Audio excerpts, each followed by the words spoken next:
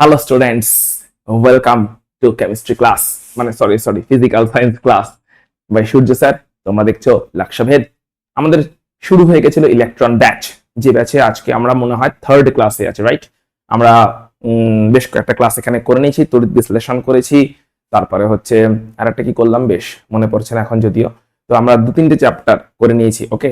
So তড়িৎ বিশ্লেষণ করলাম, আর একটা কি চ্যাপ্টার করলাম বেশ, কি বলতো করলাম, রাসায়নিক বন্ধন, ঠিক আছে। এরপরে পরিবেশের জন্য ভাবনা শুরুর দিকের গুলো, সেগুলো আস্তে আস্তে আসবে। এনিওয়ে, আমাদের দুটো চ্যাপ্টার হয়ে গেছে, আজকে 3 নাম্বার চ্যাপ্টারের পালা। তো যেটা হয়ে গেছে, একটা হচ্ছে তোমার প্রথমে হলো হচ্ছে আমাদের তড়িৎ বিশ্লেষণ যেটা তড়িৎ প্রবাহ এবং তার রাসায়নিক প্রভাব। আচ্ছা, তারপরে হলো হচ্ছে রাসায়নিক বন্ধন, সমযোজী, তড়িৎযোজী, ঠিক আছে, তার উদাহরণ এসব। আজকে আমরা শুরু করতে চলেছি গ্যাসের আচরণ, গ্যাস তারা কেমন করে বিহেভ করে। গ্যাসের ব্যাপারে কিছু ধারণা তো আছে, যে কোনটা কঠিন, কোনটা তরল, কোনটা গ্যাস। কঠিন গুলো কারা কারা? যাদের মধ্যে আন্ত আণবিক আকর্ষণ বল খুব জোরালো, তারা হচ্ছে কঠিন। যাদের নির্দিষ্ট আকার আয়তন আছে, তারা হচ্ছে কঠিন। যাদের মধ্যে স্পেস বা ফাঁক কম আছে, তারা হচ্ছে কঠিন। তরলদের মধ্যে এগুলো একটু একটু করে কম আছে, মানে আকর্ষণ বলটা একটু কম আছে। ওদের মধ্যে তরলের অণুগুলোর মধ্যে স্পেস একটু বেশি আছে, তাই তো। আর ওদের নির্দিষ্ট আয়তন আছে, কিন্তু নির্দিষ্ট আকার নেই বা আকৃতি নেই। আর গ্যাস, তাদের তো কোনো আকর্ষণ বল নেই। সাধারণভাবে এগুলো আমরা জানি যে গ্যাসেদের মধ্যে, গ্যাসের অণুগুলোর মধ্যে কোনো আকর্ষণ বল প্রায় থাকে না বললেই চলে, একেবারে নেই তা বলবো না, বাট প্রায় থাকে না বললেই চলে গ্যাসের অণুগুলোর মধ্যে। তাই আকর্ষণ বল না থাকার জন্য অণুগুলোর মধ্যে দূরত্ব অনেক বেশি, মাঝখানে অনেক স্পেস আছে। অণুগুলোর মধ্যে দূরত্ব অনেক বেশি, মাঝখানে অনেক কি আছে, স্পেস আছে, তাই না? তাহলে স্পেস আছে মাঝখানে অনেক, অণুগুলোর মধ্যে দূরত্ব অনেক বেশি, আকর্ষণ বল কম। এগুলো হচ্ছে গ্যাসের সাধারণ চরিত্র বলে আমরা জানি, ঠিক আছে। এবং এই কারণে গ্যাসের না তো নির্দিষ্ট আকার আয়তন আছে, না নির্দিষ্ট আকৃতি আছে, কোনো কিছুই নির্দিষ্ট নয়। যে পাত্রে রাখা হয় সেই পাত্রেরই আকার নিয়ে নেয়, সেই পাত্রেরই আয়তন নিয়ে নেয়, তাই তো। তো নির্দিষ্ট আকার আয়তন আকৃতি কিছুই নেই। তো যাই হোক, এই গ্যাসের আমরা কি পয়েন্ট থেকে শুরু করব, চলো একদম শুরু করা যাক। তাহলে গ্যাসের আমরা মেন যে 3টে বৈশিষ্ট্য জানলাম, সেই বৈশিষ্ট্যকে আগে আমরা লিখে নেওয়ার চেষ্টা করি বা বুঝে নেওয়ার চেষ্টা করি। সেটা হচ্ছে, ধরলাম দুটো পাত্রের মাধ্যমে বোঝানোর চেষ্টা করেছি। সো গ্যাসের বৈশিষ্ট্য, প্রথমত গ্যাস বলতে তাহলে আমরা 3 রকমের পদার্থ হয়, কঠিন, তরল, গ্যাস। তো গ্যাস বলতে কোন জায়গাটাকে বুঝি সেটাকে একবার দেখে নিই। সো ধরলাম এটা একটা পাত্র আছে, ঠিক আছে। কেমন পাত্র? বদ্ধ পাত্র। এটা একটা পাত্র আছে, বদ্ধ পাত্র। আবার এটা আর একটা পাত্র আছে, ওর থেকে আয়তনে বড়, দেখতেও অন্যরকম, আয়তনে বড় এবং দেখতেও অন্যরকম। এটাও একটা বদ্ধ পাত্র। তো দুরকম দেখতে দেখতে পাচ্ছি, এটা বদ্ধ পাত্র নাম্বার 1, এটাও একটা বদ্ধ পাত্র নাম্বার 2। তাহলে গ্যাস অণুগুলো যখন আছে, কোন একটা গ্যাস ধরো আছে, ওই গ্যাসের অণুগুলোর মধ্যে আকর্ষণ বল খুবই কম। আকর্ষণ বল কম হওয়ার জন্য দূরত্ব বেশি, আর দূরত্ব বেশি হওয়ার জন্য নির্দিষ্ট আকার আয়তন কিছুই নেই, আকৃতি কিছুই নেই। যে পাত্রে রেখেছি এই সমগ্র পাত্র জুড়েই ও বসে আছে, সমগ্র পাত্রের আয়তনটাই গ্যাসটার আয়তন। অন্যদিকে ওই একই গ্যাসকে যদি আবার এখানেও রাখি, তাহলেও দেখতে পাবো ওই একই গ্যাসকে রেখেছি, তাহলে দেখতে পাবো যে ওর আকার এবং আয়তন এই পাত্রের আয়তনের মতন হয়ে গেল। আকার এবং আয়তন হয়ে গেল তখন এই পাত্রের আয়তনের মতন, ওই একই গ্যাসকে কিন্তু রাখা হয়েছে, তাই না? তাহলে আমরা এখান থেকে দুটো ছবি থেকে আমরা পরিষ্কার বুঝতে পারি 3টে বৈশিষ্ট্য গ্যাসের। কি কি বৈশিষ্ট্য?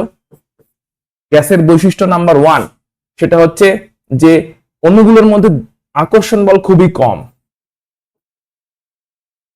যাকে বলে আন্ত আণবিক আকর্ষণ বল। দুটো অণুর মধ্যে আকর্ষণ বল, ঠিক আছে, এটা খুবই নগণ্য। দুটো অণুর মধ্যে আকর্ষণ বল কম, আকর্ষণ বল কম হওয়ার জন্যই তারা ছড়িয়ে যায়। 2 নম্বর বলতে পারি, স্পেস প্রচুর আছে, মাঝখানে গ্যাপ বা ফাঁক প্রচুর আছে। দ্যাট ইজ, দুটো অণুর মধ্যে দূরত্ব অনেক বেশি, অনেক বেশি, সব থেকে বেশি। অণুগুলোর মধ্যে অনেকটা দূরত্ব আছে, অনেকটা ফাঁক আছে। আর 3 নম্বর যেটা, সেটা হচ্ছে নির্দিষ্ট কোনো আকার আকৃতি আয়তন কিছুই নেই।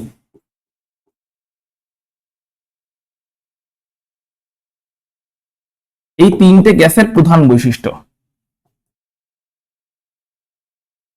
নির্দিষ্ট আকার আকৃতি আয়তন কিছুই নেই, যে পাত্রে রাখা হয়েছে এই পাত্রে রাখা হলে এই পাত্রের মতন আকার নিয়ে নিয়েছে, আকৃতি নিয়ে নিয়েছে, এই পাত্রে সমগ্র আয়তন দখল করে নিয়েছে। এই পাত্রে রাখা হয়েছে তো এই পাত্রের মতন আকার আয়তন দখল করে বসে আছে। তো এটা হচ্ছে গ্যাসের একদম সাধারণ বৈশিষ্ট্য। ঠিক, চলে আসছি এবার আমরা মেন টপিকে, গ্যাসের চাপ ও আয়তন বলতে কি বুঝি এবং এদের মধ্যে কি সম্পর্ক আছে। তো যেটা এক্ষুনি আমরা দেখলাম সেটা হচ্ছে এই হচ্ছে গ্যাসের, ধরলাম একটা বদ্ধ পাত্র আছে, মুক্ত পাত্র হতে পারে, বাট বদ্ধ পাত্র ধরে বলছি বুঝতে সুবিধা হয় বলে। বদ্ধ পাত্র আছে, এই বদ্ধ পাত্রের আয়তন ধরছি ভি, পাত্রটার আয়তন হচ্ছে ভি, পাত্রের আয়তন কত? ভি, পাত্রের আয়তন কিন্তু। এবার এই বদ্ধ পাত্রের মধ্যে গ্যাস রেখেছি, বদ্ধ পাত্রের মধ্যে কি আছে? কোন একটা গ্যাস আছে, গ্যাস রেখেছি, তাহলে গ্যাসটার আয়তন কত হবে? যে গ্যাসটা রেখেছি ওই গ্যাস সমগ্র পাত্রের আয়তন নিয়ে নেবে, অর্থাৎ গ্যাসের আয়তনটা হবে যেটা কিনা পাত্রের আয়তন, সেটাই সমগ্র পাত্র জুড়ে গ্যাসটা ছড়িয়ে যাবে এবং পাত্রের আয়তন যেটা ওটাই হয়ে যাবে গ্যাসের আয়তন, দ্যাট ইজ ভি আয়তন। এই গ্যাসের চাপ কত হবে? চাপটা ভালো করে বুঝবে। তো গ্যাসের এই অণুগুলোর মধ্যে একটা ধর্ম আছে যাকে বলে ব্রাউনীয় গতি। কি ধর্ম আছে গ্যাসের? ব্রাউনীয় গতি গ্যাসের অণুগুলোর মধ্যে। সেই ব্রাউনীয় গতি বলতে কি বোঝায়? গ্যাসের অণুগুলো সব সময় এদিক সেদিক দৌড়তে থাকে, যে কোনো দিকে, যখন যেদিকে ইচ্ছা হয়।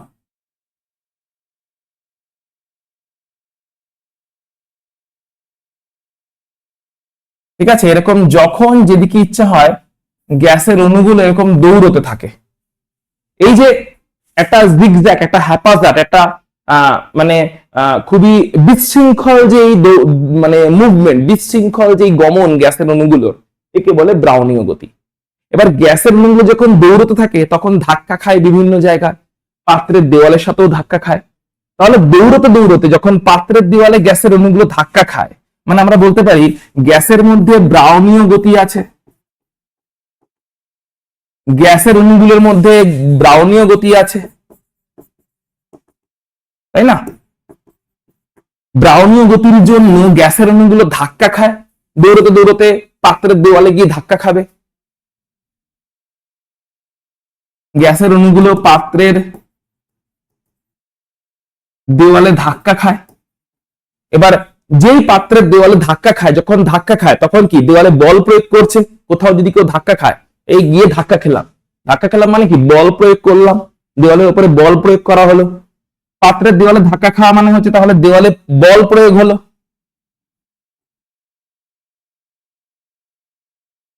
গ্যাসের অণুগুলো বল প্রয়োগ করলো দেওয়ালের উপরে ধাক্কা খাওয়ার সময়।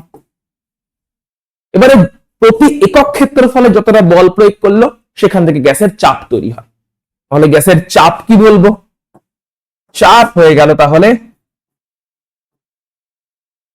এই প্রযুক্ত বল, যেটা ধাক্কা খাওয়ার জন্য গ্যাসের অণুগুলো দেওয়ালের উপরে যে বলটা প্রয়োগ করলো, বাই একক ক্ষেত্রফল। একক ক্ষেত্রফলের উপরে যে বলটা প্রয়োগ করলো, মানে পুরো দেওয়ালে নয়, দেওয়ালের একটা একক ক্ষেত্রফলে যে বলটা প্রয়োগ করলো তাকেই বলা হলো গ্যাসের চাপ। তাহলে যদি জিজ্ঞেস করে গ্যাসের চাপের প্রধান কারণ কি, গ্যাসের অণুগুলোর এই দিক বিদিক ভাবে এই যে ভ্রমণ ঘুরে বেড়াচ্ছে, দিক বিদিক শূন্য ভাবে, কোনো মানে কোনো তাল জ্ঞান নেই, দিক বিদিক শূন্য ভাবে যেদিকে ইচ্ছা ঘুরে বেড়াচ্ছে, গ্যাসের অণুগুলো যেদিকে পাচ্ছে ঘুরে বেড়াচ্ছে, ব্রাউনীয় গতি শো করছে। এর জন্য পাত্রের দেওয়ালে যখন ধাক্কা খায় তখন যে বল প্রয়োগ করে একক ক্ষেত্রফলে, এই প্রযুক্ত বলকে বলা হচ্ছে চাপ। একক ক্ষেত্রফলের উপরে যে বলটা প্রয়োগ করলো ধাক্কা খাওয়ার জন্য তাকে বলা হচ্ছে চাপ। তাহলে গ্যাসের চাপ বুঝে গেলাম যে একক ক্ষেত্রফলে গ্যাস যে প্রযুক্ত বল, কেন? কারণ গতি আছে, যেমন তেমন ঘুরছে। তাহলে একক ক্ষেত্রফলের উপরে গ্যাসের অণু দ্বারা যে ব্রাউনীয় গতি আছে তার জন্য যে ধাক্কা খাচ্ছে পাত্রের দেওয়ালে, সেই ধাক্কা খাওয়ার জন্য পাত্রের দেওয়ালের একক ক্ষেত্রফলে যে বলটা প্রয়োগ করছে তাকেই বলা হচ্ছে গ্যাসের চাপ। তাহলে চাপ এবং আয়তন এরা বুঝে গেলে নিশ্চয়ই মোটামুটি ভাবে যে এই অণুগুলো কি করছে, ধাক্কা খাচ্ছে, তাই না? কি করছে? অণুগুলো পাত্রের দেওয়ালে ঘুরতে ঘুরতে পাত্রের দেওয়ালে কি করছে, ধাক্কা খাচ্ছে। অণুগুলো ঘুরতে ঘুরতে পাত্রের দেওয়ালে গিয়ে গিয়ে ধাক্কা খাচ্ছে। এই ধাক্কাটাকেই বলা হচ্ছে, ধাক্কার জন্য যে বল প্রয়োগ করছে পাত্রের দেওয়ালে সেটাই হচ্ছে চাপ। তাহলে চাপ এবং আয়তন ব্যাপারটা মোটামুটি বুঝে গেলে। তাহলে চাপের একক কি বলো? চাপের একক কি হবে বলো, তোমরাই বলো। আয়তনের একক তো আমরা জানি লিটার হয়, মিলিলিটার হয়। চাপের একক কি হবে? তো চাপের এককটা আমরা দেখে নিই প্রথমে। তাহলে আয়তনের একক কি হবে? আয়তন,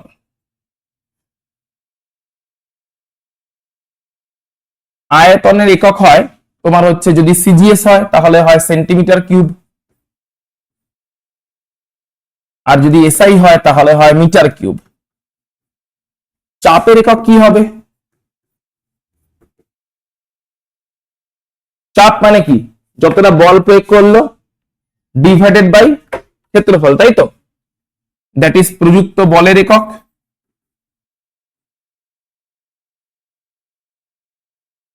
বাই ক্ষেত্রফলের একক, একক ক্ষেত্রফল। বল কতটা প্রযুক্ত হয়েছে, বলের একক কি? ডাইন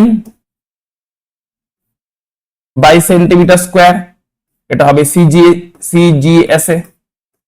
আর নিউটন বাই মিটার স্কোয়ার, এটা হবে এসআই তে।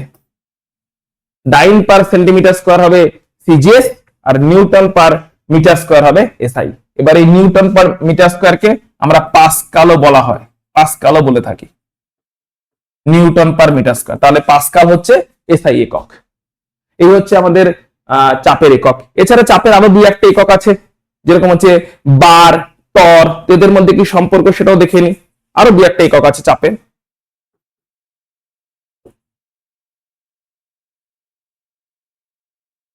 চাপের অন্যান্য একক, অন্যান্য এককের মধ্যে আসছে বার, যেখানে 1 বার মানে 10⁵ পাস্কাল। 1 বার মানে 10⁵ পাস্কাল, মানে 10⁵ newton per metre square. Newton per metre square, 10⁵ newton per metre square, মানে হচ্ছে তোমার 10⁶ dyne per centimetre square, dyne per centimetre square. এগুলো হচ্ছে 1 বারের মানে, ঠিক আছে। 1 টর, টর বলে আরো একটা একক আছে। 1 টর হচ্ছে তোমার 1 মিলিমিটার পারস্তম্ভের চাপ, 1 মিলিমিটার পারদস্তম্ভের চাপ, ঠিক আছে, যেটার মান দাঁড়ায় 133.32 পাস্কাল, ঠিক আছে। এগুলো হচ্ছে তোমার তোমার চাপের এগুলোর মধ্যে সম্পর্ক, ঠিক আছে। আচ্ছা, পাস্কাল আর এর মধ্যে সম্পর্ক কি? 1 পাস্কাল ইজ ইকুয়াল টু 10⁻, কত হবে বলো? 1 pascal is equal to 10 dyne per centimetre square, 10 dyne per centimetre square. এই ফর্মুলাগুলো মুখস্থ রেখো। 1 পাস্কাল মানে হচ্ছে 1 নিউটন পার মিটার স্কোয়ার। আচ্ছা, এখানে লিখে দিই তাহলে 1 pascal is equal to 1 newton per metre square is equal to 10 dyne per centimetre square. এগুলো হচ্ছে এদের মধ্যে সম্পর্ক, ঠিক আছে। তাহলে আয়তনের একক তো আমরা জানি সেন্টিমিটার কিউব হবে বা মিটার কিউব হবে সিজিএস বা এসআই হলে। চাপের একক হচ্ছে dyne per centimetre square CGS হলে, newton per metre square SI হলে এটাকে পাস্কাল বলে। 1 পাস্কাল মানে তাহলে 1 নিউটন পার মিটার স্কোয়ার মানে 10 ডাইন পার সেন্টিমিটার স্কোয়ার। মানে এটা কি? মানে হচ্ছে 1 সেন্টিমিটার স্কোয়ার ক্ষেত্রফলে 1 ডাইন বল প্রযুক্ত হলে তাকে বলা হয় 1 dyne per centimetre square. 1 metre square ক্ষেত্রফলে, 1 মিটার স্কোয়ার ক্ষেত্রফলে 1 নিউটন বল প্রযুক্ত হলে তাকে বলা হয় 1 পাস্কাল চাপের একক। 1 পাস্কাল মানে তাহলে 1 নিউটন বল প্রযুক্ত হচ্ছে 1 মিটার স্কোয়ার ক্ষেত্রফলে, বা 10 ডাইন বল প্রযুক্ত হচ্ছে 1 সেন্টিমিটার স্কোয়ার ক্ষেত্রফলে। এছাড়া বার, টর কিছু একক আছে এবং তাদের মধ্যে সম্পর্কগুলো আমরা দেখলাম।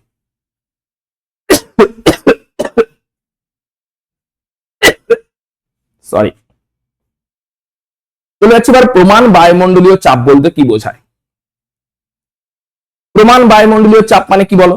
এর মানে হচ্ছে সমুদ্র পৃষ্ঠে কতগুলো কন্ডিশন আছে, এই অবস্থায় যে বায়ু যে চাপটা দেয় তাকে বলা হয় প্রমাণ বায়ুমণ্ডলীয় চাপ। সমুদ্র পৃষ্ঠে, সমুদ্র পৃষ্ঠ মানে যেখানে কিনা উচ্চতা একদম 0 মিটার, অর্থাৎ সমুদ্র তলটাকে একদম আমরা 0 মিটার ধরে চলি, উচ্চতা হচ্ছে 0 মিটার সমুদ্র পৃষ্ঠ, ঠিক আছে। সমুদ্র পৃষ্ঠ এইখানে 76 সেন্টিমিটার পারস্তম্ভের চাপ, ঠিক আছে। সমুদ্র পৃষ্ঠে 76 সেন্টিমিটার দীর্ঘ পারদস্তম্ভের চাপ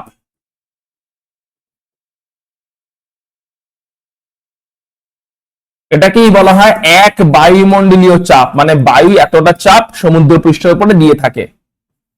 এক বায়ুমণ্ডলীয় চাপ মানে বায়ু এতটা পরিমাণ চাপ সমুদ্র পৃষ্ঠ, বায়ু তো একটা গ্যাস না, তো বায়ু তো পৃথিবীর উপরে চাপ দিচ্ছে, বায়ু তো উপরে আছে, তো পৃথিবীর উপরে তো পৃথিবীর পৃষ্ঠতে চাপ দিচ্ছে, তো সমুদ্র পৃষ্ঠতে বা সমুদ্র তলে যেখানে কেন উচ্চতা 0 মিটার ধরা হচ্ছে সেইখানে 76 সেন্টিমিটার পারস্তম্ভ যে চাপ প্রয়োগ করবে, 76 সেন্টিমিটার দীর্ঘ একটা পারস্তম্ভ যে চাপ প্রয়োগ করবে সেটা কি বলা হচ্ছে বায়ুমণ্ডলের সামগ্রিক চাপ।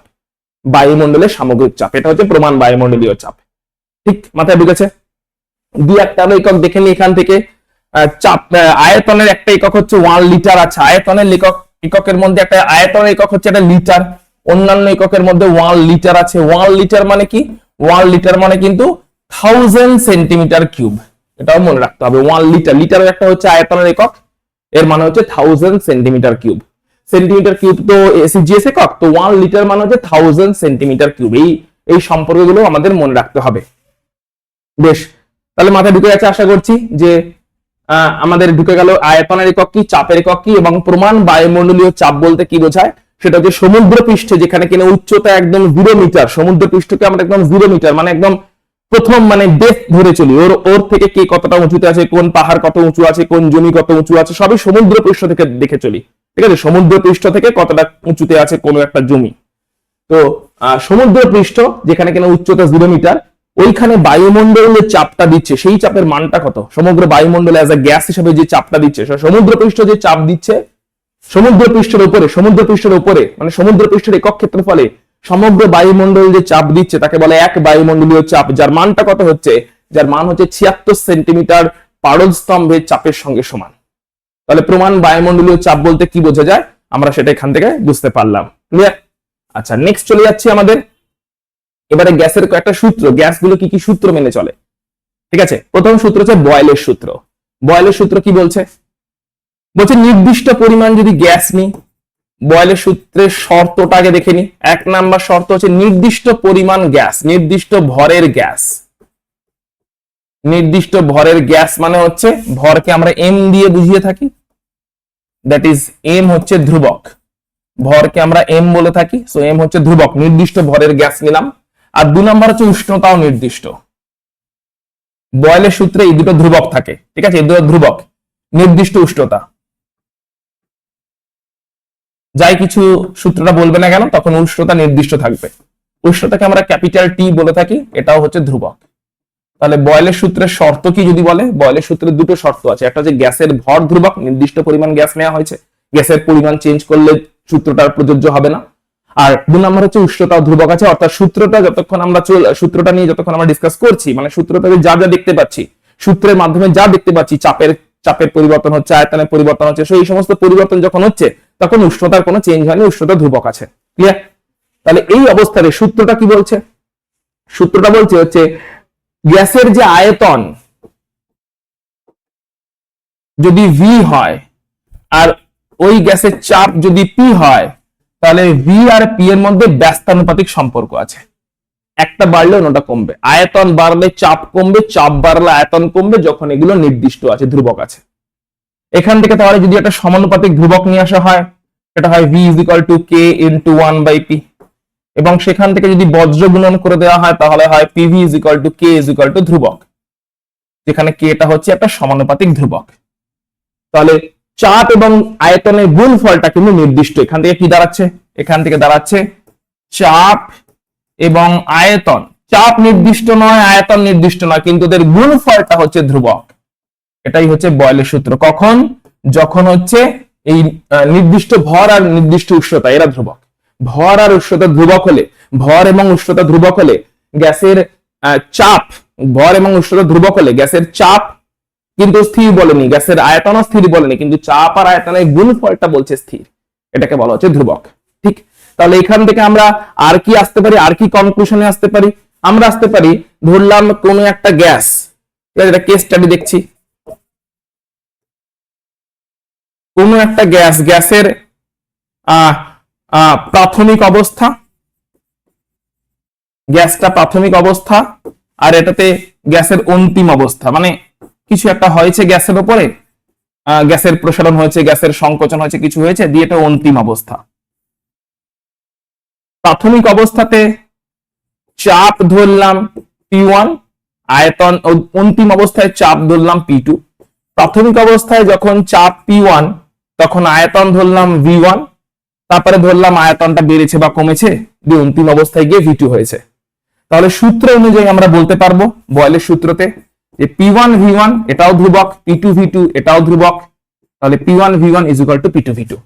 কখন? যখন উষ্ণতা এবং ভর নির্দিষ্ট, বারবার বলছি, উষ্ণতা এবং ভর যখন নির্দিষ্ট, তখন প্রাথমিক অবস্থাতে গ্যাসের চাপ এবং আয়তনের যে গুণফল সেটাও ধ্রুবক, আবার অন্তিম অবস্থাতে কিছু সংকোচন হলো, প্রসারণ হলো, সংকোচন প্রসারণে গ্যাসের আয়তন চাপ এসব পরিবর্তন হলো, ব্যস্তানুপাতিক ভাবে পরিবর্তন হলো, যা যা হলো, তারপরে অন্তিম অবস্থায় গ্যাসের চাপ এবং আয়তন যা পেলাম তাদের গুণফলটাও ধ্রুবক, এবং এই দুটো গুণফলগুলো কিন্তু সমান থাকছে, অর্থাৎ গুণফলটার কোনো চেঞ্জ হচ্ছে না। চাপ এবং আয়তনের গুণফল প্রথমে যা ছিল, সংকোচন প্রসারণ যাই হোক না কেন, তারপরে চাপ এবং আয়তনের গুণফলটা ধ্রুবক রয়ে গেছে, যদিও চাপ নিজে পরিবর্তিত হয়েছে, আয়তন নিজে পরিবর্তিত হয়েছে, কিন্তু এদের গুণফল ধ্রুবক রয়ে গেছে। চাপ আয়তন নিজে নিজে পরিবর্তিত হয়েছে, কারণ সংকোচন করেছি, প্রসারণ করেছি, তো গ্যাসের চাপ আয়তন পরিবর্তিত হয়েছে, কিন্তু গুণফলটার পরিবর্তন হয়নি, গুণফলটা ধ্রুবক রয়ে গেছে, P1 V1 equal to P2 V2। Clear? তাহলে এখান থেকে আমরা বয়েলের সূত্রের মেন ব্যাপারটা বুঝে গেলাম। চলো ফর্মুলাটাও বুঝে গেলাম। এবার বয়েলের সূত্রতে লেখচিত্র দেখবো, দুটো লেখচিত্র দেখবো, একটা P ভার্সেস V, একটা PV ভার্সেস P।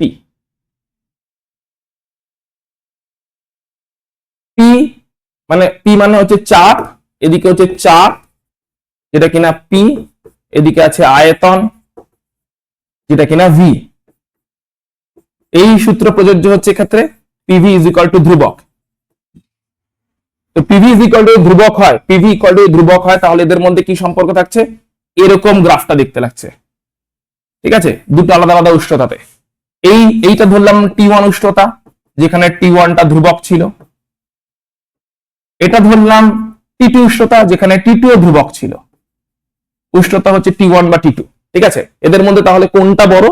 T1 উষ্ণতাটা বড়। T1 উষ্ণতায় যে গ্রাফটা ছিল, ওটা ধ্রুবক, ওখানে PV ধ্রুবক। আবার T2 উষ্ণতা চেঞ্জ করে দিয়েছি, তাই অন্য গ্রাফ পেয়েছি। T2 উষ্ণতা তো দ্বিতীয় একটা গ্রাফ পেয়েছি, এখানেও তোমার P ইন্টু V টা ধ্রুবক, T2 ধ্রুবক, কিন্তু T1 T2 এর মধ্যে T1টা বড়, যেখানে T টা হচ্ছে উষ্ণতা। ঠিক মাথায় ঢুকেছে? T এর পয়েন্টটা হচ্ছে তাহলে উষ্ণতা। তাহলে উষ্ণতা যদি বাড়ে তাহলে গ্রাফটা আস্তে আস্তে উপরের দিকে উঠতে থাকে। মানে প্রথমে বলতে পারি এই জিনিসটা, যে যখন T2 উষ্ণতা ছিল, উষ্ণতা T2 তে ধ্রুবক ছিল, উষ্ণতা কততে ধ্রুবক ছিল? T2 তে, তখন P ইন্টু V এরকম ভাবেই চলছিল। PV চাপ আয়তনের গুণফল ধ্রুবক ছিল, এবং সেই গ্রাফটা এরকম দেখতে লাগছিল। এবারে উষ্ণতা পরিবর্তন করলাম, T2 উষ্ণতা ছিল, এবার T1 উষ্ণতায় গেলাম, T1 উষ্ণতাতে আবার আলাদা একটা গ্রাফ এলো। ওই গ্রাফটার জন্য আবার চাপ আর আয়তনের গুণফল ধ্রুবক, অর্থাৎ ইন্ডিভিজুয়াল গ্রাফগুলোর জন্য কিন্তু PVটা ধ্রুবক। T1 উষ্ণতার গ্রাফের জন্য PVটা ধ্রুবক, T2 উষ্ণতার গ্রাফের জন্য PVটা ধ্রুবক, কিন্তু দুটো গ্রাফ একই গ্রাফ নয়, একটা T1 উষ্ণতায় গ্রাফ, একটা T2 উষ্ণতায় গ্রাফ, যেখানে T1 উষ্ণতাটা হচ্ছে বেশি উষ্ণতা। তো বেশি উষ্ণতা হলে আমরা দেখছি গ্রাফটা আস্তে আস্তে উপর দিকে শিফট হচ্ছে। ক্লিয়ার?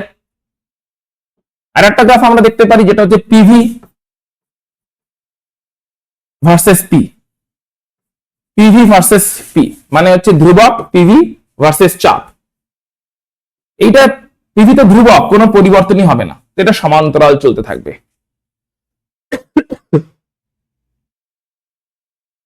তো তাহলে আমরা PVটা যেহেতু ধ্রুবক, আমরা এখানে দেখলাম যে P এর মানে যদি পরিবর্তন হয়ও, চাপ যদি পরিবর্তিত হয়েও যায়, তারপরেও কিন্তু PV এর মানে কোনো পরিবর্তন হয় না, এটা সরলরেখায় থেকে যায়।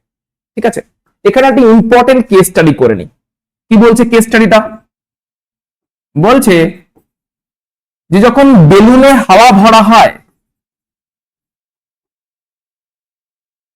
তখন বেলুনে যখন হাওয়া ভরা হয় তখন আয়তন বাড়ে, আর আয়তন যদিও বা বাড়ে, সঙ্গে আবার চাপও নাকি বাড়ে। বেলুনে যখন হাওয়া ভরা হয়, বেলুনে হাওয়া ঢুকছে, আয়তন বাড়ছে, বেলুন বড় হচ্ছে, আবার চাপটাও বাড়ছে, তাহলে এটা কি বয়েলের সূত্রের সঙ্গে যাচ্ছে? বয়েলের সূত্রতে বলছে আয়তন বাড়লে চাপ কমে, আয়তন কমলে চাপ বাড়ে, কিন্তু বেলুনে হাওয়া ভরার সময় দেখছি চাপ আয়তন দুটোই বাড়ছে।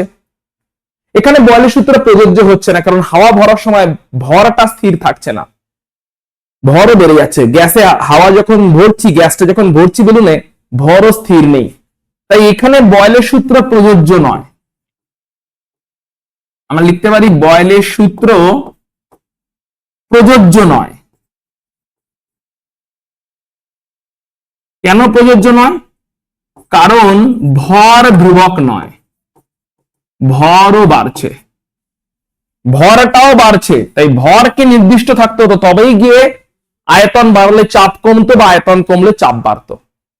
কিন্তু ভরটাই যেহেতু বেড়ে যাচ্ছে, অত হাওয়া ভরছি, ভরও বেড়ে যাচ্ছে, বেলুনের মধ্যে ভরও ঢুকতে থাকছে, সেই কারণে আয়তন বাড়লে চাপ কমবে বা আয়তন কমলে চাপ বাড়বে, এই সিচুয়েশনটা কিন্তু অ্যাপ্লিকেবল হচ্ছে না। ক্লিয়ার? মাথায় ঢুকেছে? চললাম তাহলে আমরা এবার চার্লসের সূত্রতে। চার্লসের সূত্র কি বলছে? এখানেও কারা কারা ধ্রুবককে দেখে নি। এখানেও নাম্বার ওয়ান হচ্ছে নির্দিষ্ট ভরের গ্যাস,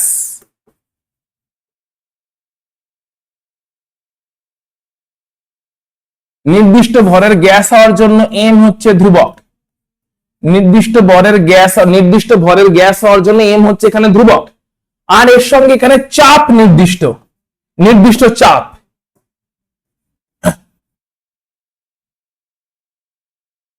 নির্দিষ্ট চাপ মানে পি হচ্ছে এখানে ধ্রুবক, পি হচ্ছে ধ্রুবক। নির্দিষ্ট ভরের গ্যাস, তাই এম ধ্রুবক, নির্দিষ্ট চাপ আছে তাই পি ধ্রুবক। এই অবস্থায় চার্লসের সূত্র কি বলছে? বলছে ধরা যাক 0 ডিগ্রি সেন্টিগ্রেড উষ্ণতায় কোন গ্যাসের আয়তন, 0 ডিগ্রিতে গ্যাসের আয়তন কত? 0 ডিগ্রিতে গ্যাসের আয়তন বলছে ধরা যাক যে V0। সূত্রটা বলছে যে প্রতি 1 ডিগ্রি সেন্টিগ্রেড উষ্ণতা বাড়লে, প্রতি 1 ডিগ্রি সেন্টিগ্রেড উষ্ণতার পরিবর্তনে বাড়লে বা কমলে আয়তনও বাড়বে বা কমবে। কতটা? আয়তনের পরিবর্তন হবে 0 ডিগ্রিতে যা ছিল সেই V0 তার 1/273 অংশ, এটা হবে আয়তনের পরিবর্তন। ঠিক আছে? 1 ডিগ্রি উষ্ণতা যদি বেড়ে যায় তাহলে আয়তন বাড়বে যা 0 ডিগ্রিতে ছিল তার 1/273 অংশ।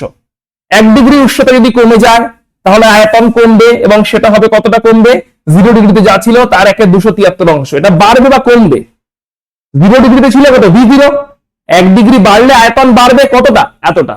1 ডিগ্রি কমলে আয়তন কমবে কতটা? এতটা। তাহলে বেড়ে বা কমে ফাইনালি হবে কত? ধরলাম এরকম করে টি ডিগ্রি অব্দি উষ্ণতা বাড়ানো হলো, টি ডিগ্রি উষ্ণতা বাড়ানো হলো, তাতে আয়তনের পরিবর্তন হবে V0 ইন্টু 1/273 ইন্টু টি, এটা টোটাল আয়তনের পরিবর্তন। তাহলে ফাইনাল আয়তন কত? অন্তিম আয়তন টি ডিগ্রি সেন্টিগ্রেড উষ্ণতা ফাইনালি হয়েছে, ছিল 0, বাড়তে বাড়তে টি হয়েছে, টি ডিগ্রিতে অন্তিম আয়তন ভিটি কত হবে? ছিল হচ্ছে V0 আর বাড়লো হচ্ছে ইটা।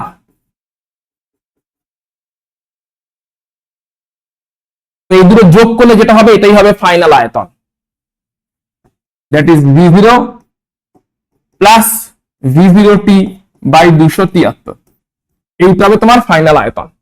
আরেকবার দেখে নাও, 0 ডিগ্রিতে বলছে আয়তন ছিল V0, 1 ডিগ্রি বাড়লো আয়তন বাড়বে, কতটা বাড়বে? V0 into 1/273। এরকম করে 2 ডিগ্রি বাড়লো, কতটা বাড়বে? ঐকিক নিয়ম চলছে খালি, V0 ইন্টু 1/273 ইন্টু টি। এবারে টি ডিগ্রি আয়তন বেড়ে গেল, 0 থেকে টি ডিগ্রি অব্দি বেড়ে গিয়ে ফাইনাল কত হচ্ছে? উষ্ণতা টি হয়ে গেছে, ছিল 0 হয়ে গেছে এখন টি, বাড়তে বাড়তে টি হয়ে গেছে, তাহলে ফাইনাল আয়তন কত হবে?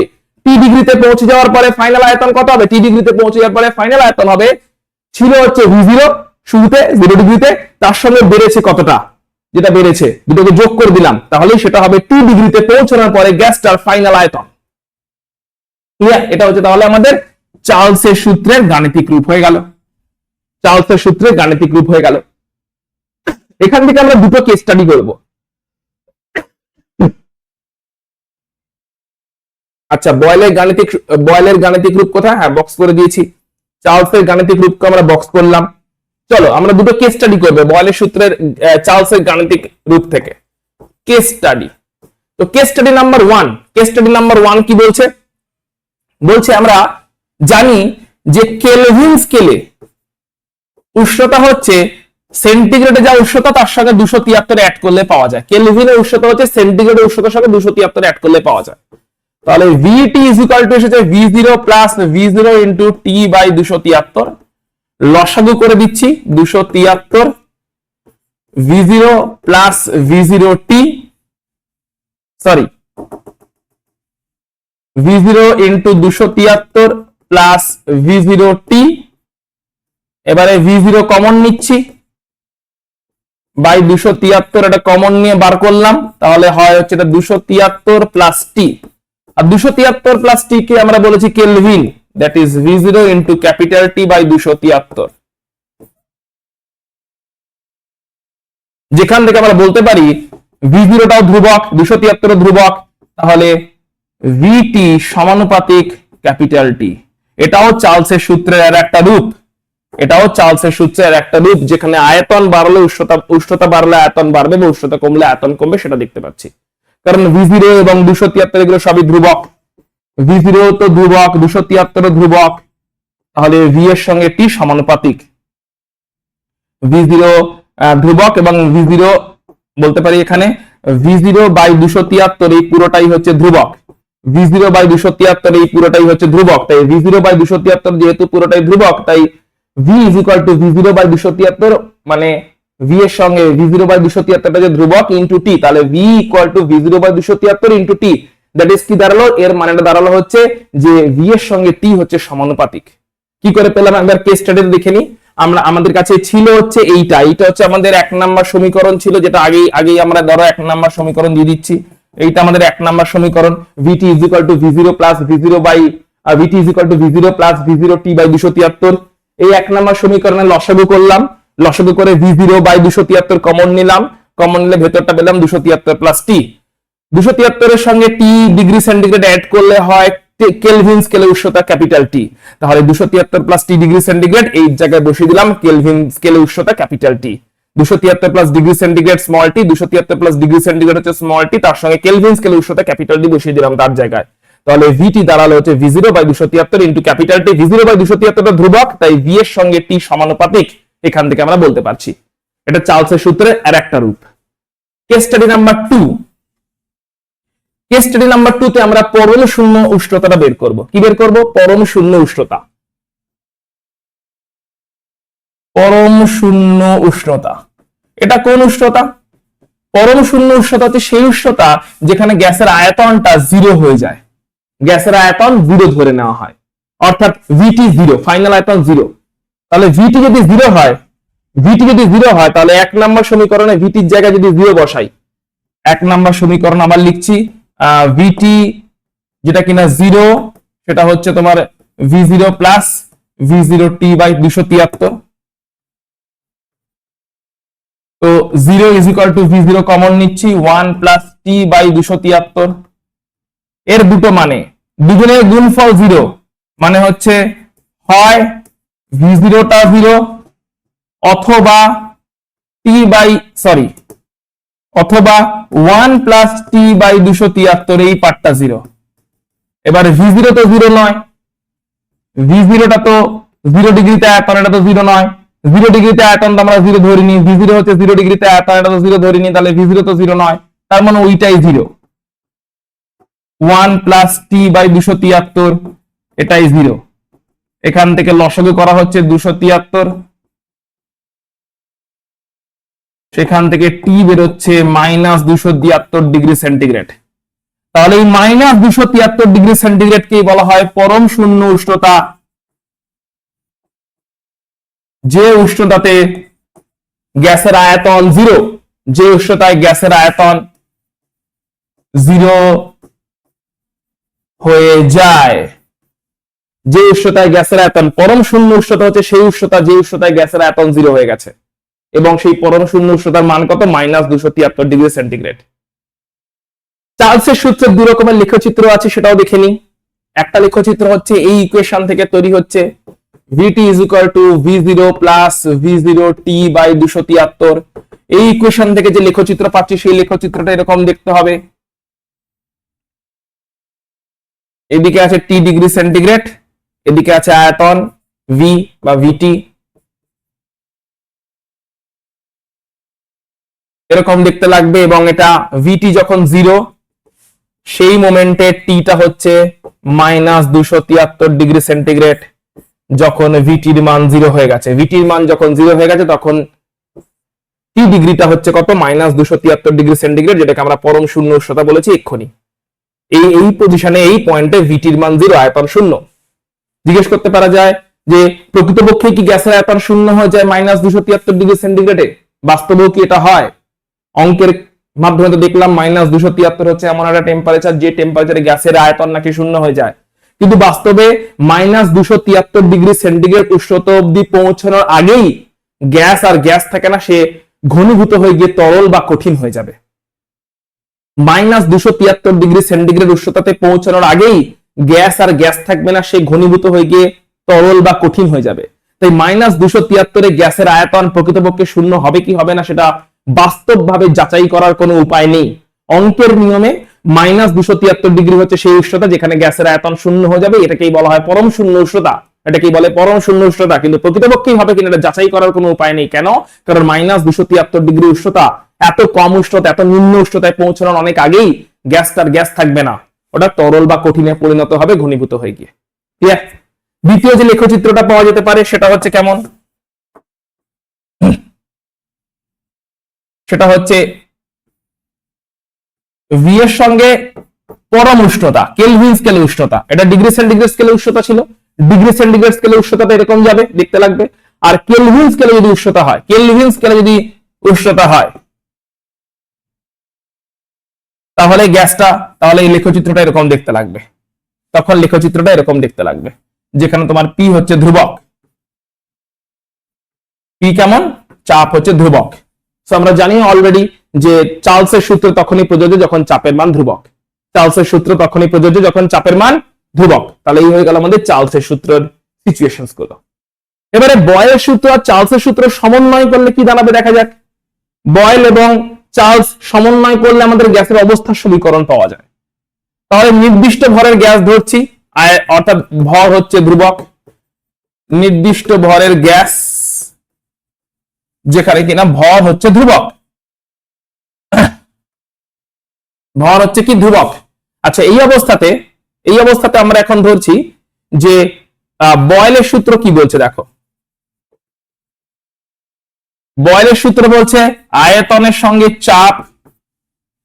চাপ ব্যস্তানুপাতিক যখন উষ্ণতা আছে ধ্রুবক, বয়েলের সূত্র। চার্লসের সূত্র কি বলছে, চার্লসের সূত্র বলছে আয়তনের সঙ্গে উষ্ণতা সমানুপাতিক যখন চাপ হচ্ছে ধ্রুবক।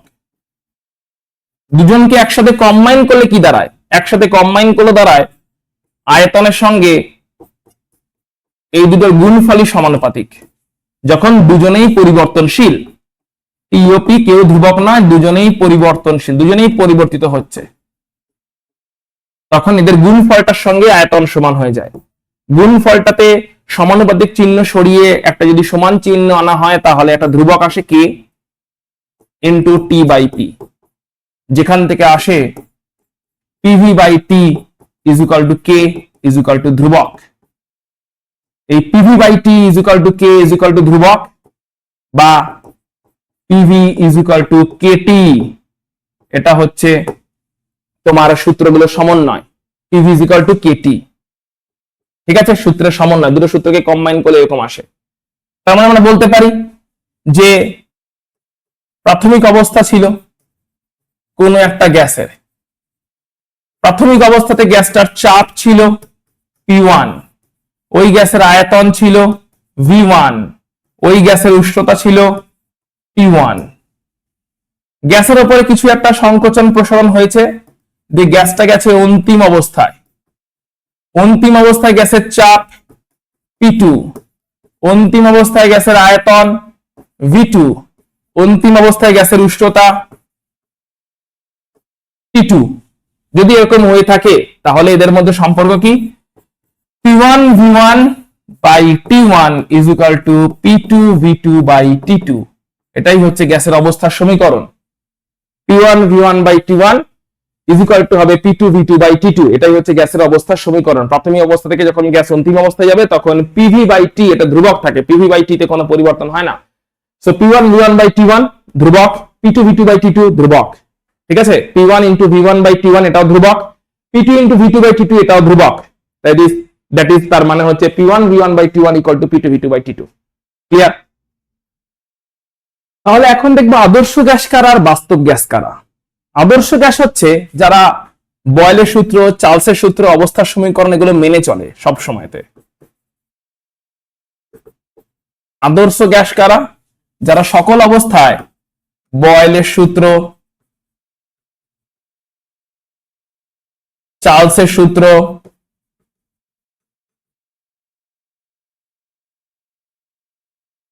অবস্থার সমীকরণ এগুলো মেনে চলে।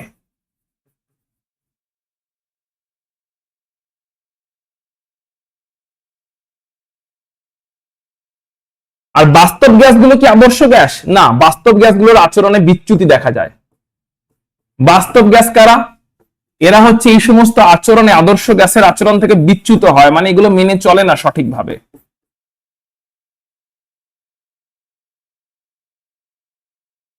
আদর্শ গ্যাসের আচরণ থেকে বিচ্যুত যখন হয়ে যায় তখন সেগুলো হচ্ছে বাস্তব গ্যাস। এবার কেন বিচ্যুতি হয়, বিচ্যুতির কারণ আমরা দেখবো। সো আমরা যে গ্যাসগুলো দেখতে পাই যেমন অক্সিজেন, নাইট্রোজেন, ঠিক আছে, ফ্লুরিন, ক্লোরিন, এই সব গ্যাসই হচ্ছে বাস্তব গ্যাস। তাহলে বাস্তব গ্যাস কি কখনো আদর্শ গ্যাসের মতন আচরণ করে? হ্যাঁ, কেবলমাত্র নিম্ন চাপ ও উচ্চ উষ্ণতায় বাস্তব গ্যাস আদর্শ গ্যাসের মতন আচরণ করে। বাস্তব গ্যাস আদর্শ গ্যাসের মতন, আদর্শ গ্যাস হয়ে যায় না কিন্তু আদর্শ গ্যাসের মতন আচরণ করে। নিম্ন চাপ ও উচ্চ উষ্ণতায় বাস্তব গ্যাস আদর্শ গ্যাসের মতন আচরণ করে। ক্লিয়ার? তাহলে আদর্শ গ্যাস হচ্ছে যারা সব সূত্রগুলো মেনে চলে, বাস্তব গ্যাস মেনে চলে না কিন্তু নিম্ন চাপ ও উচ্চ উষ্ণতায় বাস্তব গ্যাসগুলো আদর্শের মতন আচরণ করে। রিয়েল যে গ্যাসগুলো আছে সেগুলো সবই বাস্তব গ্যাস। আদর্শ গ্যাস অ্যাকচুয়ালি এক্সিস্ট করে না সাধারণ অবস্থায়। ঠিক? অ্যাভোগাড্রো প্রকল্প, অ্যাভোগাড্রো প্রকল্প কি বলছে? যে উষ্ণতা এবং চাপ যদি স্থির থাকে, সম উষ্ণতা ও চাপ মানে উষ্ণতা ও চাপ স্থির আছে, এই অবস্থায় কোন একটা গ্যাসে যতগুলো অণু থাকবে সকল গ্যাসের ওই একই আয়তনে অতগুলো অণু থাকবে। দ্যাট ইজ আয়তন যদি সমান হয়, দুটি গ্যাসের আয়তন সমান, সম উষ্ণতা ও চাপের দুটি গ্যাসের আয়তন সমান, তার মানে ওদের ওই গ্যাস দুটোর মধ্যে অণু সংখ্যাও সমান, বা উল্টো অণু সংখ্যা সমান তাহলে আয়তনও সমান। এটাই হচ্ছে অ্যাভোগাড্রো প্রকল্প। দুটি গ্যাসের মধ্যে আয়তন সমান হলে ওদের অণু সংখ্যাও সমান হবে উষ্ণতা চাপ সমান থাকলে। ধরা যাক নাইট্রোজেন গ্যাসের আয়তন V ও ওই V আয়তনের মধ্যে অণু আছে X, তাহলে অন্য একটা গ্যাস, যে কোনো গ্যাস হতে পারে, হাইড্রোজেন গ্যাস। তাহলে হাইড্রোজেন গ্যাসের আয়তন যদি V হয়, ওই হাইড্রোজেন গ্যাসের মধ্যে অণু সংখ্যা X হবে। যদি অন্য একটা গ্যাস আছে অক্সিজেন গ্যাস, তাহলে সেখানেও আয়তন যদি 2V হয়, দ্বিগুণ হয়ে গেছে, তাহলে অণু সংখ্যাও দ্বিগুণ হয়ে যাবে। যদি অন্য একটা গ্যাস ধরো ফ্লুরিন, তাহলে ফ্লুরিন গ্যাসের আয়তন যদি অর্ধেক হয়ে যায় তাহলে তার অণু সংখ্যাও অর্ধেক হয়ে যাবে। এটা হচ্ছে অ্যাভোগাড্রো প্রকল্পের মেন বক্তব্য। দুটো গ্যাসের আয়তন যদি সমান হয় অণু সংখ্যা সমান হবে, আয়তন দ্বিগুণ হলে অণু সংখ্যা দ্বিগুণ হয়ে যাবে, আয়তন অর্ধেক হলে অণু সংখ্যা অর্ধেক হয়ে যাবে, আয়তন 1/3 ভাগ হলে অণু সংখ্যা 1/3 ভাগ হয়ে যাবে। অর্থাৎ আয়তন যেরকম হবে অণু সংখ্যাটাও সেরকমই থাকবে, সমানুপাতিক থাকবে। কখন? যখন চাপ ও উষ্ণতা সমান আছে। উষ্ণতা ও চাপ সমান থাকলে দুটো যে কোনো গ্যাস নাও, অর্থাৎ গ্যাসের কি প্রকৃতি তার উপরে কিছুই ডিপেন্ড করছে না। উষ্ণতা ও চাপ সমান থাকলে যে কোনো গ্যাস নাও তার প্রকৃতির উপর ডিপেন্ড করছে না, যে কোনো গ্যাস নাও আয়তন যদি সমান থাকে অনুসংখ্যা সমান হবে, আয়তন দ্বিগুণ হলে অনুসংখ্যা দ্বিগুণ হবে, আয়তন অর্ধেক হলে অনুসংখ্যা অর্ধেক হবে, এবং এটা চলতে থাকবে। এই সূত্রটাই হচ্ছে অ্যাভোগাড্রো প্রকল্প। অ্যাভোগাড্রো প্রকল্প মাথায় ঢুকে আছে, খুব ভালো কথা। এখান থেকে আমরা পাই আদর্শ গ্যাসের সমীকরণ। আদর্শ গ্যাসের সমীকরণ কি বলছে? আদর্শ গ্যাসের সমীকরণ বলছে যে তিনটে জিনিস নিয়ে দেখছে। প্রথম কথা তো নির্দিষ্ট ভরের গ্যাস আছে, নির্দিষ্ট ভরের গ্যাস। তখন বলছে বয়েলের সূত্র বলছে, দেখো আদর্শ গ্যাসের সমীকরণ কেমন করে পাওয়া যাচ্ছে। বয়েলের সূত্র বলছে ভি আর পি হচ্ছে ব্যস্তানুপাতিক, চার্লসের সূত্র বলছে ভি আর টি হচ্ছে সমানুপাতিক উষ্ণতা, আর অ্যাভোগাড্রো প্রকল্প এক্ষুনি কি বললো, আয়তন আর অনুসংখ্যা ও সমানুপাতিক, আয়তন বাড়লে অনুসংখ্যা বাড়বে বা অনুসংখ্যা বাড়লে আয়তন বাড়বে, তাই তো? তাহলে এখানে কারা কারা স্থির আছে? এখানে হচ্ছে তোমার উষ্ণতা ও এন অনুসংখ্যা, এরা স্থির আছে, অনুসংখ্যাটাকে এন দিয়ে বলছি। এখানে কারা কারা স্থির আছে? অবশ্যই হ্যাঁ, এখানে কারা কারা স্থির আছে? এখানে হচ্ছে চাপ ও অনুসংখ্যা স্থির আছে, আর এখানে হচ্ছে চাপ ও উষ্ণতা স্থির আছে। তাহলে এই অবস্থায় বলতে পারি আয়তন চাপের সঙ্গে ব্যস্তানুপাতিক, উষ্ণতার সঙ্গে সমানুপাতিক এবং অনুসংখ্যার সঙ্গে সমানুপাতিক। আয়তন চাপের সঙ্গে ব্যস্তানুপাতিক বয়েলের সূত্র, আয়তন উষ্ণতার সঙ্গে সমানুপাতিক চার্লসের সূত্র, আয়তন অনুসংখ্যার সঙ্গে সমানুপাতিক অ্যাভোগাড্রো প্রকল্প। সবকটাকে একসাথে যদি জুড়ে দেওয়া হয় তাহলে দাঁড়ায় ভি সমানুপাতিক 1/p ইনটু টি ইনটু এন। যেখান থেকে একটা ধ্রুবক আসে, V is equal to R into N T by P, যেখান থেকে এটা দাঁড়ায় PV is equal to N R T, যেখানে আরটা হচ্ছে সমানুপাতিক ধ্রুবক, আর হচ্ছে সমানুপাতিক ধ্রুবক, একে বলা হয় সার্বজনীন গ্যাস ধ্রুবক। আর হচ্ছে সমানুপাতিক ধ্রুবক, একে বলা হয় সার্বজনীন গ্যাস ধ্রুবক। ক্লিয়ার? এবং এখান থেকে হলো PV is equal to NRT. এই PV is equal to NRT টাই হচ্ছে আদর্শ গ্যাসের সমীকরণ। PV is equal to NRT এটাই হচ্ছে আদর্শ গ্যাসের সমীকরণ। কেমন করে এটা এলো আদর্শ গ্যাসের সমীকরণ সবটাই দেখতে পেলাম। PV is equal to nRT, N হচ্ছে অনুসংখ্যা, আর হচ্ছে সার্বজনীন গ্যাস ধ্রুবক, টি হচ্ছে উষ্ণতা, পি হচ্ছে চাপ, ভি হচ্ছে গ্যাসটার আয়তন ছিল।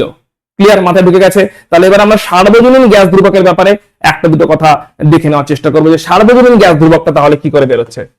তাহলে সার্বজনীন গ্যাস ধ্রুবক আর এর মান কেমন করে বেরোবে? So PV is equal two হচ্ছে এনআরটি। তাহলে এখান থেকে আর কত বেরোচ্ছে? আর বেরোচ্ছে হচ্ছে পিভি বাই এনটি। আর বেরোচ্ছে সার্বজনীন গ্যাস ধ্রুবকের মান কত? সার্বজনীন গ্যাস ধ্রুবকের মান হচ্ছে R is equal to PV by NT. ঠিক আছে, R equal to PV by NT. মাথায় ঢুকেছে? এবার এখান থেকে আমরা এর মানটা অ্যাকচুয়ালি কত হয়, এসআই একক যদি হয়, ঠিক আছে, এর মানটা আমাদের মনে রাখতে হবে। এসআই একক যদি হয় তাহলে কত হয়, সিজিএস একক হলে কত হবে, এই মান কটা আমাদের মনে রাখতে হবে। এসআই একক হলে আর এর মান হয়, এসআই একক হলে আর এর মান হয় হচ্ছে 8.314 joule kelvin inverse mole inverse. CGS একক হলে এই আর এর মান হয় 8.314 into 10 to the power 7 erg kelvin inverse mole inverse. তাহলে এগুলো হচ্ছে আর এর বিভিন্ন উষ্ণতাতে আর এর এগুলো মান, যে এসআই একক বা সিজিএস একক, এখানে হচ্ছে আর এর মানটা এরকম করে পরিবর্তিত হতে থাকে। ঠিক আছে, এছাড়া আরো একটা একক আছে লিটার অ্যাটমসফিয়ার, সেই এককে আর এর মান কত? 0.082 litre atmosphere kelvin inverse mole inverse. এটা হচ্ছে লিটার অ্যাটমসফিয়ার একক। ঠিক আছে, তো এগুলো হচ্ছে আর এর মান, আর এর এক্সপ্রেশন হচ্ছে পিভি বাই এনটি। এখানে পি এর মান, ভি এর মান, এন এর মান, টি এর মান সব বসালে আর এর এই মানগুলো আসে। এসআই এককের মান, সিজিএস এককের মান এবং লিটার অ্যাটমসফিয়ার এককে আর এর মানটা আমরা দেখতে পাচ্ছি। ক্লিয়ার? চলে আসছে একদম লাস্ট পার্টে। তো এই সবকিছু পরে গ্যাসের গতির ব্যাপারে আমরা দুটো জিনিস জানতে পারি, মেন দুটো পয়েন্ট জানতে পারি। কি কি পয়েন্ট? সেটা হচ্ছে গ্যাসের গতির ব্যাপার, আদর্শ গ্যাসের কথাই বলা হচ্ছে। ঠিক আছে, এখানে গ্যাস বলতে আমরা আদর্শ গ্যাসকে ধরে নিয়ে চলছি। তো আদর্শ গ্যাসের গতির ব্যাপারে আমরা দুটো জিনিস জানতে পারছি। কি কি? একটা হচ্ছে এদের মধ্যে চাপ, মানে এদের যে চাপ, ঠিক আছে, গ্যাসের অণুগুলোর যে চাপ, ওকে, এদের মধ্যে হচ্ছে বিভিন্ন এদের চাপ হচ্ছে একরকম, এরা হচ্ছে এদের আয়তন হচ্ছে একরকম, বিভিন্ন রকম কথা জানতে পারছি। পয়েন্টগুলো কি কি জানতে পারছি? প্রথম কথা জানতে পারছি যে গ্যাস মানেই হচ্ছে অণুর সমষ্টি। গ্যাস মানে কি দাঁড়াচ্ছে? তো প্রথম যে জানতে পারছি সেটা হচ্ছে গ্যাস মানেই হচ্ছে অণুর সমষ্টি।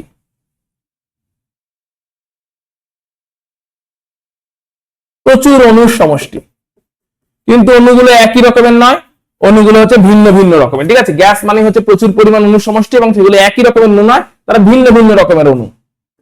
ঠিক আছে, ভিন্ন গ্যাসের অণুরা হচ্ছে ভিন্ন, একই গ্যাসের অণুগুলো একই রকম, ভিন্ন গ্যাসের অণু ভিন্ন ভিন্ন রকম হয়, ভিন্ন ভিন্ন রকম হয়, ভিন্ন গ্যাসের অণুগুলো ভিন্ন ভিন্ন রকম হয়। ওকে, আচ্ছা, এরা সবাই কিন্তু গতিশীল, এদের আয়তন পাত্রের আয়তনের তুলনায় নগণ্য, এদের আয়তন হচ্ছে পাত্রের আয়তনের তুলনায় খুবই নগণ্য।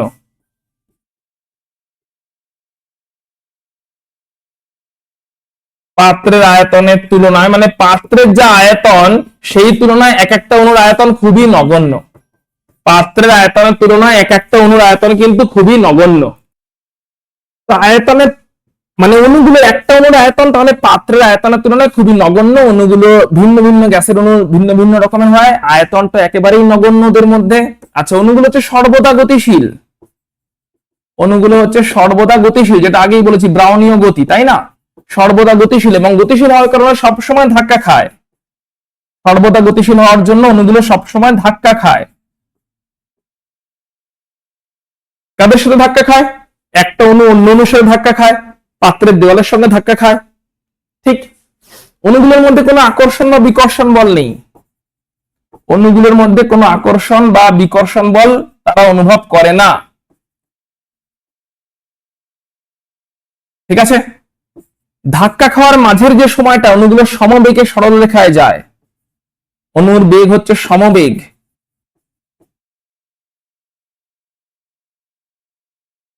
সমবেগে সরলরৈখিক গতি এরা দেখায়। এগুলো হচ্ছে গ্যাসের অণুর সামগ্রিক একটা ধারণা, বইতে অনেকগুলো লিস্ট আছে, তো পড়বে একটু, আমরা একটা মোটামুটি ধারণা পেলাম যে গ্যাসগুলো হচ্ছে অণুর সমষ্টি, ভিন্ন গ্যাসের অণু ভিন্ন রকম, একই গ্যাসের অণু একই রকম। অণুগুলোর আয়তন পাত্রের মোট আয়তনের তুলনায় খুবই ছোট, অবশ্যই ছোট, একটা অণুর আয়তন কতটুকুই বা হবে, তাই না? একটা অণুর আয়তন কতটুকুই বা হবে, তো অণুগুলোর আয়তন পাত্রের আয়তনের তুলনায় খুবই ছোট, অণুগুলোর মধ্যে কোনো আকর্ষণ বিকর্ষণ বল নেই। অণুগুলো যখন যাতায়াত করে ধাক্কা খায়, নিজের একটা অণু অন্য অন্যের সাথে ধাক্কা খায়, পাত্রের দেওয়ালের সঙ্গে ধাক্কা খায়, ধাক্কা খায় বলেই চাপ তৈরি হয়, ধাক্কা খায় বলেই পাত্রের দেওয়ালের সঙ্গে ধাক্কা খেলেই বল প্রয়োগ করে আমরা বলি চাপ তৈরি হয়েছে, আকর্ষণ বিকর্ষণ বল নেই। এবং অণুগুলো সমবেগে যায়, সরল রেখায় যায়, একবার ধাক্কা খেলেও সমবেগে সরল রেখায় যাবে, আবার ধাক্কা খাবে দিক পরিবর্তন হয়ে যাবে, দিয়ে আবার সমবেগে সরল রেখায় যাবে, আবার ধাক্কা খাবে দিক পরিবর্তন হয়ে যাবে, দিয়ে সমবেগে সরল রেখায় যাবে, ব্রাউনীয় গতি, যেটা অলরেডি পড়েছিলাম। তাই হচ্ছে অণুগুলোর গ্যাসের অণুগুলো আদর্শ গ্যাসের অণুগুলোর মোটামুটি বৈশিষ্ট্য। চলে আসছি এখন আমরা বাস্তব গ্যাসের বিচ্যুতি কেন হয়, আদর্শ গ্যাসের আচরণ থেকে বাস্তব গ্যাসের আচরণ বিচ্যুত হয়ে যায়, তার প্রকৃত কারণটা দেখি। দুটো পয়েন্ট বলা হয়েছিল আদর্শ গ্যাসে, একটা হচ্ছে অণুগুলোর সামগ্রিক আয়তন, অণুগুলোর আয়তন পাত্রের আয়তনের তুলনায় নগণ্য। কিন্তু আসলে ব্যাপারটা কেমন, একটা অণুর আয়তন ভালো করে দেখবে, এটা পাত্র, হ্যাঁ, একটা অণুর আয়তন পাত্রের আয়তনের তুলনায় নগণ্য, ঠিক কথা। অর্থাৎ বলতে পারি একটি অণুর আয়তন পাত্রের আয়তনের তুলনায় নগণ্য। কিন্তু একটা গ্যাসে কি একটাই অণু আছে? একটা গ্যাসে অসংখ্য কোটি কোটি কোটি কোটি অণু আছে। ওই কোটি কোটি কোটি কোটি অণুকে যদি এক জায়গায় জড়ো করে দিই, ধরো এক জায়গায় একদম জড়ো করে দিয়েছি, ঠেসে ঠেসে এক জায়গায় জড়ো করে দিয়েছি, এই আয়তনটাকে কি আর নগণ্য আয়তন বলতে পারবো? অর্থাৎ গ্যাসটার সামগ্রিক আয়তন কিন্তু পাত্রের আয়তনের তুলনায় নগণ্য নয়। গ্যাসের সামগ্রিক আয়তন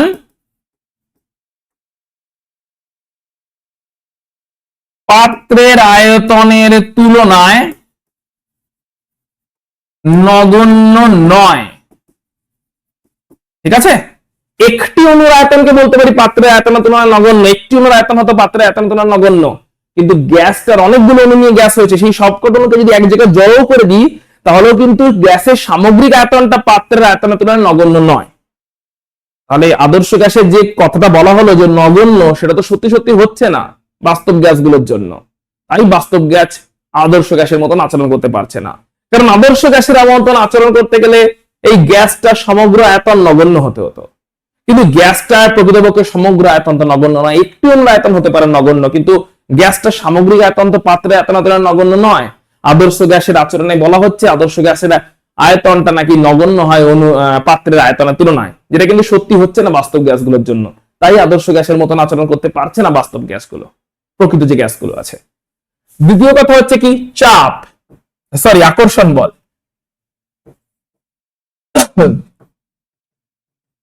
বলা হয়েছে অণুগুলোর মধ্যে নাকি কোনো আকর্ষণ বিকর্ষণ বল কিছু নেই আদর্শ গ্যাসে, কিন্তু বাস্তব গ্যাসে আছে।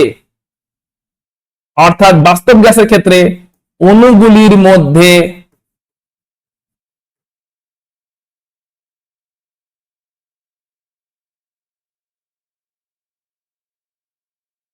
দুর্বল হলো আকর্ষণ বল আছে। আমরা বলতে পারি দুর্বল আকর্ষণ বল আছে বাস্তব গ্যাসের ক্ষেত্রে। বাস্তব গ্যাসের ক্ষেত্রে অণুগুলির মধ্যে আকর্ষণ বল আছে। বাস্তব গ্যাসের ক্ষেত্রে সামগ্রিক আয়তন পাত্রের আয়তনের তুলনায় নগণ্য নয়।